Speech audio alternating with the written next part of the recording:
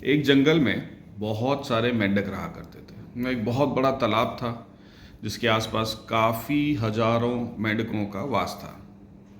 एक उनका नेता था जो काफ़ी वयोवृद्ध मेंढक था और वो उन सभी मेंढकों को कुछ करने ना करने के लिए सलाह दिया करता था। इस तरह सबकी ज़िंदगी आराम से चले जा रही थी। मॉनसून का सीज़न आया, बरसात का सीज़न आया और हम सब जानते हैं कि बारिश का मौसम आता है तो मेंढक बहुत खुश होते हैं। फेस्टिवल सीज़न हो गया, उस समय उनको कुछ ना कुछ खेल कूद का महोत्सव करना था, तो एक कंपटीशन ऑर्गेनाइज किया गया।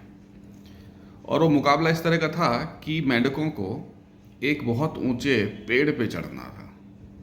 आपने देखा होगा मेंढक कभी पेड़ पे चढ़ते नहीं हैं, पर ये मुकाबला इस तरह का ही था कि जो उस पेड़ की चोटी तक पहुंच पाएगा वो मेंढक जीता हुआ माना जाएगा और उस साल का चैंपियन उसे घोषित किया जाएगा। बहुत ही प्रेस्टिजियस अवार्ड होता है, इसलिए सारे मेंढक, सारे युवा मेंढक जो थे वो तैयार हो गए और उस कंपटीशन का समय हुआ। सारे के सारे मेंढक लाइन से खड़े हो गए और जैसे ही मुखिया ने इशारा किया सभी उस पेड़ की तरफ दौड़ पड़े। नीचे हजारों मेंढकों की भीड़ खड़ी थी, सब उनको चेयर अप कर रहे थे। लेकिन जनरली एक बात सबके दिमाग से निकल रही थी और सब बोल रहे थे कि यार ये तो बहुत ही डिफ़िकल्ट टास्क है। डिफ़िकल्ट तो क्या बोले, असंभव सा एक काम हमने दे दिया है। इन बच्चों के लिए इस पेड़ पे पहुंच पाना, चढ़ पाना असंभव है। और वही दिख रहा था। सैकड़ों मेंढकों ने इस प्रतियोगिता में भाग तो लिया, चढ़ने की कोशिश भी करी, लेकिन अधिकतर गिरते चले गए। और धीरे धीरे धीरे हम देखने लगे कि थोड़े समय बाद बहुत कम मेंढक बचे जो आगे बढ़ रहे थे।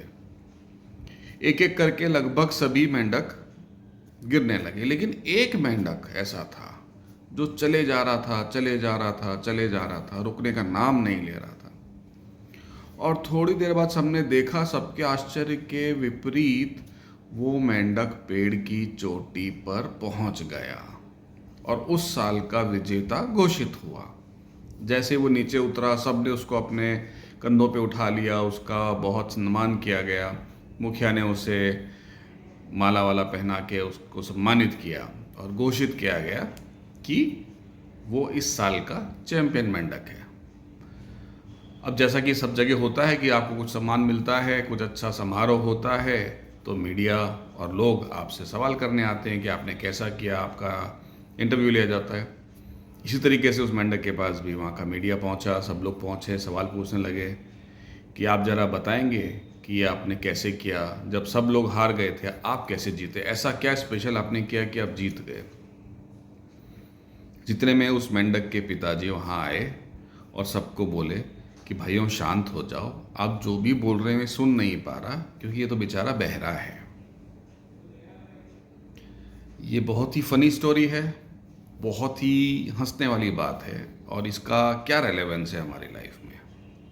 इसका रेलेवेंस हम निकालें तो इस तरह से हो सकता है।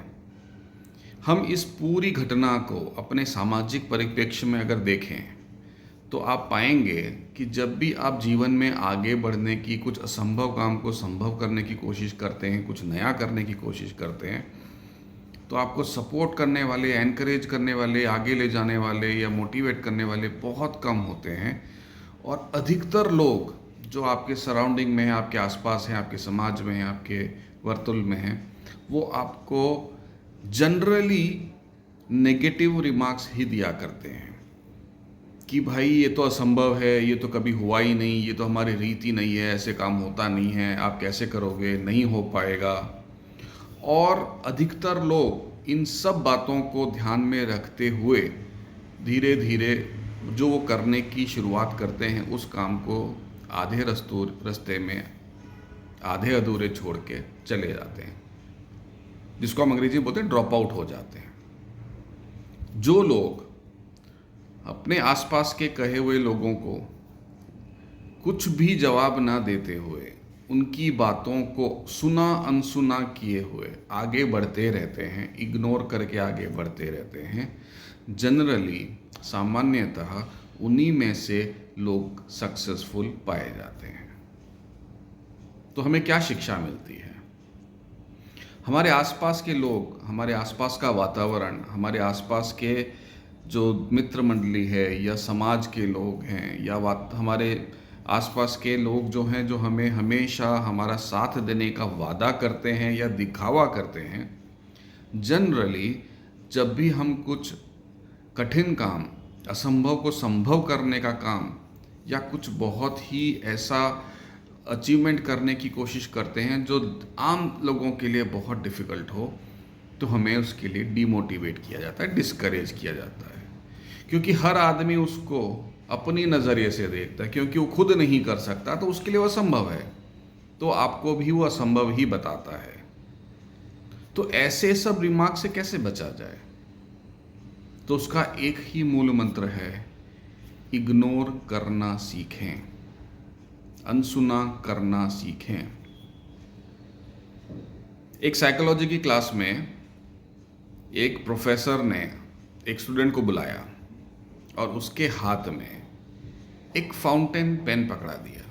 अब फाउंटेन पेन का वजन कितना होता है? 10 ग्राम, 20 ग्राम, 50 ग्राम, मतलब बहुत भारी भी होगा तो 50 ग्राम। और उसको हाथ लंबा करके पेन को पकड़ के खड़े रहने को कहा। तो उससे पूछा, तुम आराम से इसको उठा पा रहे हो? उसने बोला, हाँ उठा पा रहा हूँ। क्लास में सभी से पूछा गया कि इस फाउंटेन पेन को उठाना कोई डिफ़िकल्ट काम है, कोई मुश्किल काम है क्या? सभी उसको उठा सकते हैं? बोले हाँ उठा सकते हैं। ठीक है, आप उठा के रखिए और हाथ को ऐसे ही रखिए। 5-10 मिनट गुजरते हैं तो स्टूडेंट थोड़ा सा अनईजी होता है, हल्का सा, उसको खास फर्क नहीं पड़ता, लेकिन फिर भी थोड़ा सा उसका हाथ दुखने लगता है। अब प्रोफेसर उसको पूछता है, अब कैसा महसूस हो रहा है? जैसा पहला था वैसे ही? बोले नहीं सर, थोड़ा सा अनईजीनेस लग रहा है, क्योंकि असामान्य सा लग रहा है, क्योंकि ये बहुत टाइम हो गया, 5 मिनट हो गया। बोले अच्छा ठीक है। वो उसको और खड़ा रखता है। आधा घंटे के बाद वही लड़का उसी पेन को हाथ में उठाने की लायक नहीं रहता।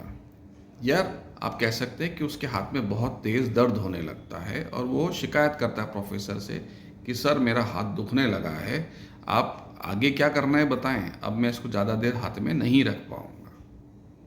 प्रोफेसर को उस पेन उसके हाथ से ले लेते हैं और उसको अपनी जगह जाने के लिए बोलते हैं। सभी से वो एक सवाल करते हैं, इस पेन का वजन इस पूरे आधा घंटे में बदला?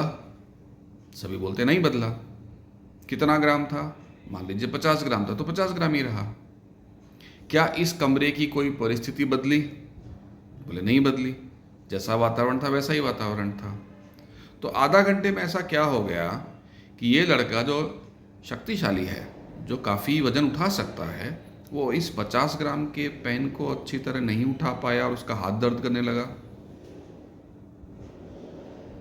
जीवन में इसी तरह से कुछ घटनाएं, कुछ लोगों के द्वारा कही गई कुछ बातें, कुछ ऐसी टिप्पणियाँ, कुछ ऐसे संवाद जो हमारे दिलो दिमाग में छप जाते हैं और उस 50 ग्राम के वजन के जैसे हमेशा के लिए हमारे दिमाग में रह जाते हैं। और ये टिप्पणियाँ हमारे को इतना भारी कर देती हैं, इतना भारी कर देती हैं कि हम आगे ग्रोथ ही नहीं कर पाते।